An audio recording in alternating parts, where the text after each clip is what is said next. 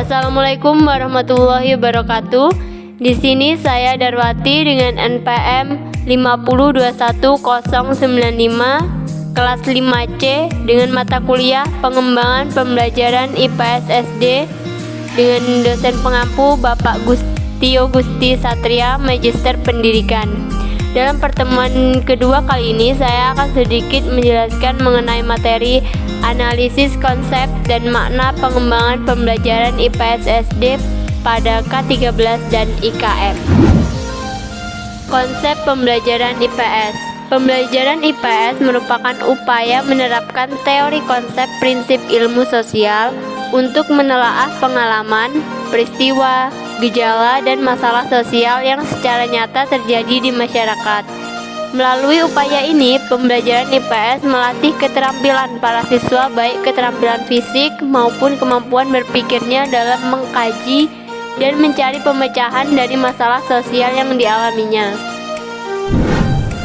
Konsep dan makna pengembangan pembelajaran IPS SD kurikulum K13.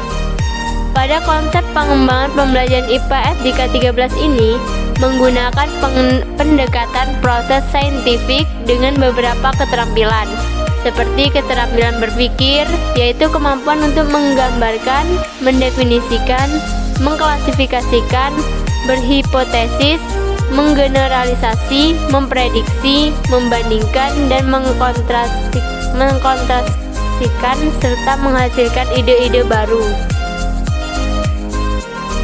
Adapun langkah-langkah pembelajaran saintifik yaitu 1. Mengamati, 2. Menanya, 3. Mengumpulkan informasi atau eksperimen, 3. Mengasosiasikan atau mengolah informasi ataupun menalar, yang kelima mengkomunikasikan. Secara tidak langsung, di sini peserta didik diminta untuk berpikir mandiri dalam pembelajaran saintifik. Pembelajaran IPS tentu saja memiliki tujuan yang mulia, yaitu mengajak peserta didik untuk dapat memahami beberapa hak dan kewajiban mereka sebagai anggota masyarakat dan warga negara.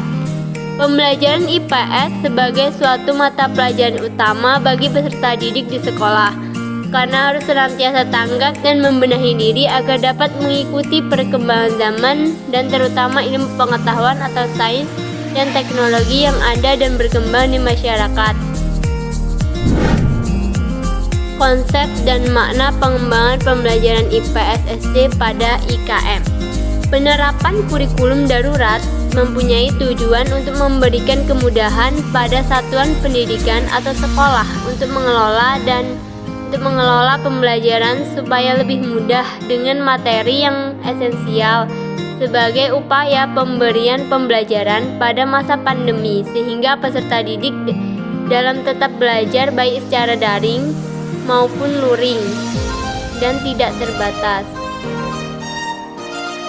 Sementara itu, pendidikan merdeka belajar ialah pendidikan yang memberikan pilihan kepada sekolah maupun peserta didik untuk menggunakan kurikulum sesuai dengan kebutuhan masing-masing sekolah. Bagi peserta didik, kurikulum merdeka belajar berarti memiliki kebebasan untuk belajar sesuai dengan minat dan bakat yang dimiliki dengan akomodir oleh sekolah sebagai lembaga pendidikan. Karena di era sekarang diterapkannya kurikulum merdeka itu supaya peserta didik itu tidak merasa terbebani dengan adanya tugas-tugas yang telah dilalui, dan kurikulum merdeka ini sebagai penyempurna untuk kurikulum yang lalu, yaitu kurikulum K13. Baiklah, mungkin itu saja materi yang dapat saya sampaikan. Saya akhiri. Wassalamualaikum warahmatullahi wabarakatuh.